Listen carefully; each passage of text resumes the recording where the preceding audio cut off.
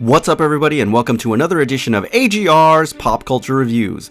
Now admittedly, it has been a very long time since I've gone on a crash, a 24-hour bender just to get a game review out, and I really didn't want to rush this one because I wanted to savor every moment of it, and savor it I did. Now I've been excited about this title ever since I saw the footage at E3. So, was this well worth the wait, or was this title just another overhyped game? Let's take a closer look at Horizon Zero Dawn.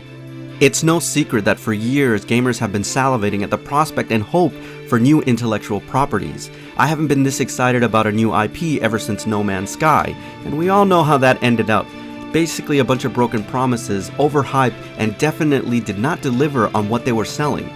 Well, I'm so happy to say that that's not the case here, and Zero Dawn actually exceeded my expectations in many ways. We are in the midst of a brand new franchise dynasty, and I'm so excited about this, it's not even funny.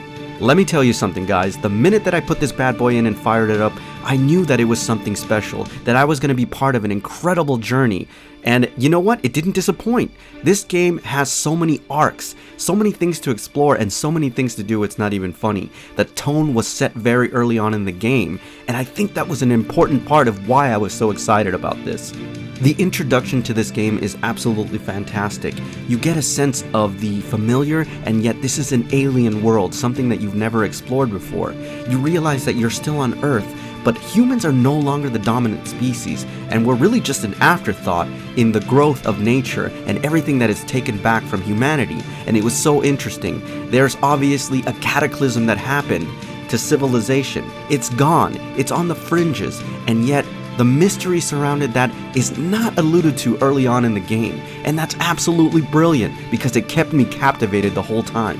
There are subtle clues though along the way, even early on at the beginning of the game, while not explaining exactly what happened, but really kind of giving you a glimpse into the civilization that came before. Paradoxically, that civilization was obviously a lot more advanced than this one, and that makes it all the more interesting.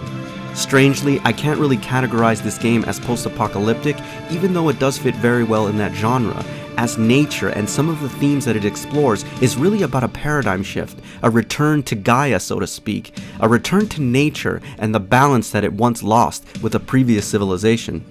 The overall presentation here is absolutely flawless, it's magnificently done, and you soon come to realize the power of forces of nature that are at work here. You're merely but a blip in the ecosystem of something that's much grander than you are, and you realize the beauty of this world. It's absolutely captivating, atmospheric, and it grabs you almost immediately. So having said that, ladies and gentlemen, it is my extreme pleasure to give you my official review of Horizon Zero Dawn. The true brilliance in any video game is in its narrative, and that narrative can only be driven by compelling characters, and fortunately here, we have several of them. Now, you're introduced to Aloy, and I absolutely fell in love with her almost immediately. In the tradition of Lara Croft, Ripley from the Alien series, and Samus Aran, she is a strong, capable protagonist, even enough to shut up, finally, Anita Sarkeesian. Aloy's story is really a tragic one, though interestingly enough, and what makes her so fascinating is that it's not a crutch. She's not a victim at all. In fact, the events that took place earlier on in the game actually empower her and motivate her to be the person that she is. She's driven by several things: destiny, a sense of knowledge, and knowing where she comes from. Rejected by her tribe early on in the game, she's an outcast, and therefore it is considered forbidden for anybody to talk to her. As a matter of fact, if you do, you're breaking tribal law and you yourself will become an outcast. Your only real ally and companion in this journey is a character and parental figure called Rost. Rost took in Aloy when she was very young, when she was rejected by her tribe, taught her how to hunt, how to fish, how to survive in this very harsh environment. The interplay between the two is absolutely beautiful, and what really makes their relationship even more compelling is the strife, the internal battle that they both have between their devotion to the tribal way and Rost's love of Aloy. The remnants of the world that came before can be found strewn throughout this vast wilderness. This is a game that encourages exploration and often rewards you for your inquisitive gameplay. Interestingly, a lot of the mechanics in this game are a perfect fusion between the old world and the new, and it's up to you to decide how you want to use them. whether you want to use technology or if you want to use the more primitive weapons at your disposal. It's completely up to you.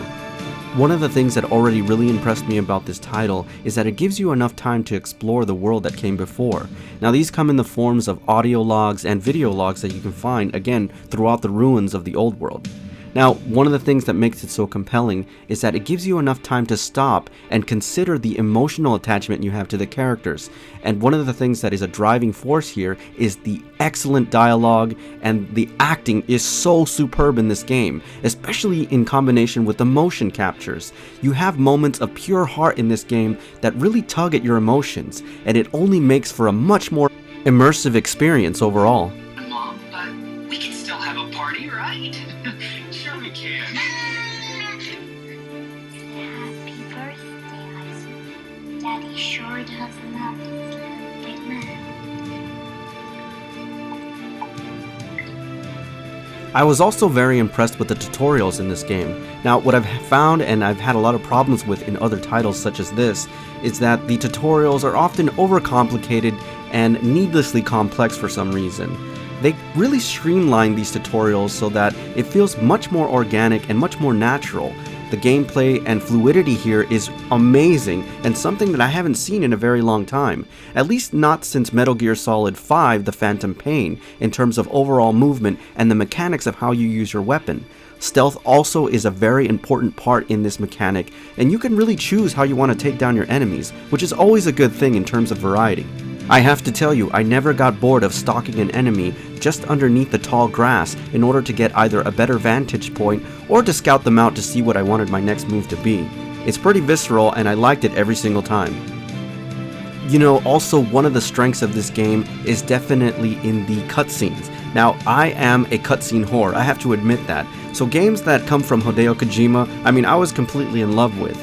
Now, some people scoff at cutscenes, and I really don't have a problem with them as long as they don't interrupt the gameplay. I've played some games before in the past that it's a little bit of gameplay and a long cutscene, and that could be a pain in the ass. That certainly doesn't happen here. Cutscenes are appropriate, to the point, and absolutely necessary for driving the story forward, and it's always something that you want to see. A well-balanced game is just as important as any other mechanic in the title, making sure that there's a good balance between the narrative that you're trying to tell and also the gameplay.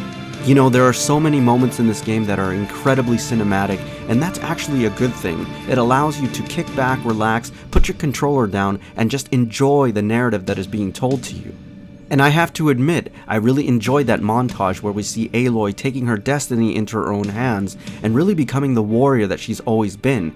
Especially when you finally see the much older Aloy, I have to admit it brought a smile to my face. One of the things that I've always been a proponent of is strong female protagonists, especially in this medium, and I'm glad that this is the way that they went with this video game.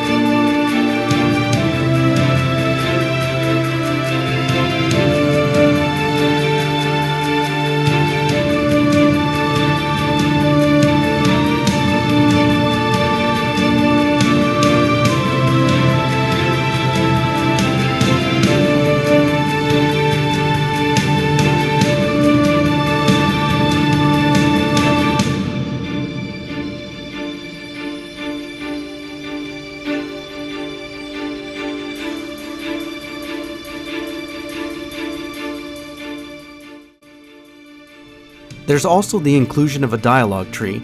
Now, since I've only did one playthrough through this game so far, I don't know how differently the outcomes are depending on the choices that you make. But one of the great things about it is that it definitely warrants a second playthrough to see if the decisions that you make early on in the game have a different outcome, which is always pretty cool.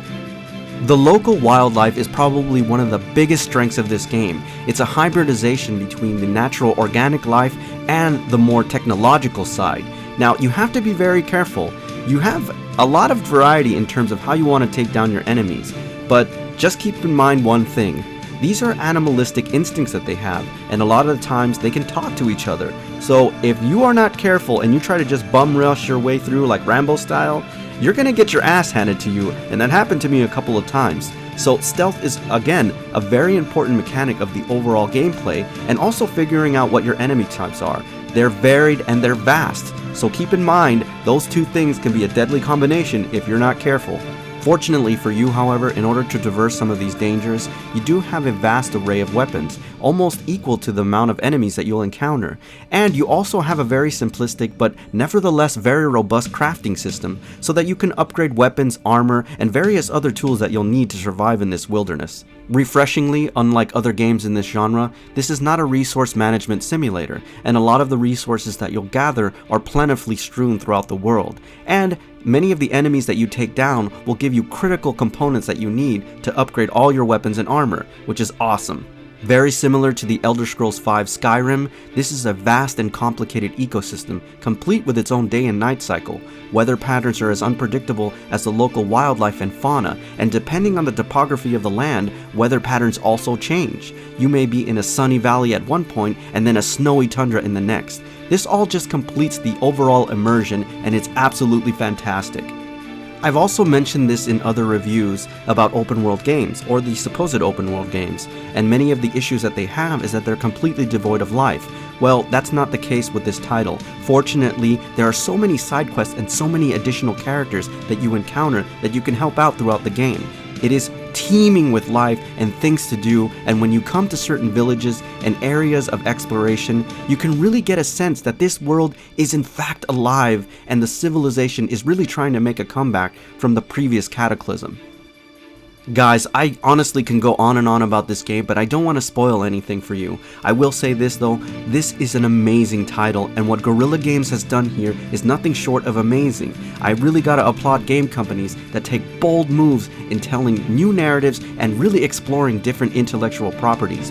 This is one that is truly amazing and shouldn't be missed by anybody. There are so many themes at play in this game that is absolutely brilliant, and it's a way of reminding us that the journey is just as important as the destination. And that's something to think about, all culminating in probably one of the most profound and satisfying endings to a game that I've had in a very long time. Needless to say, I am so excited for this new franchise, and I can't wait to see what's next. Alright everybody, so that's my official review on Horizon Zero Dawn. As always, I thank you for tuning in, and I'll see you on the next AGR's Pop Culture Reviews.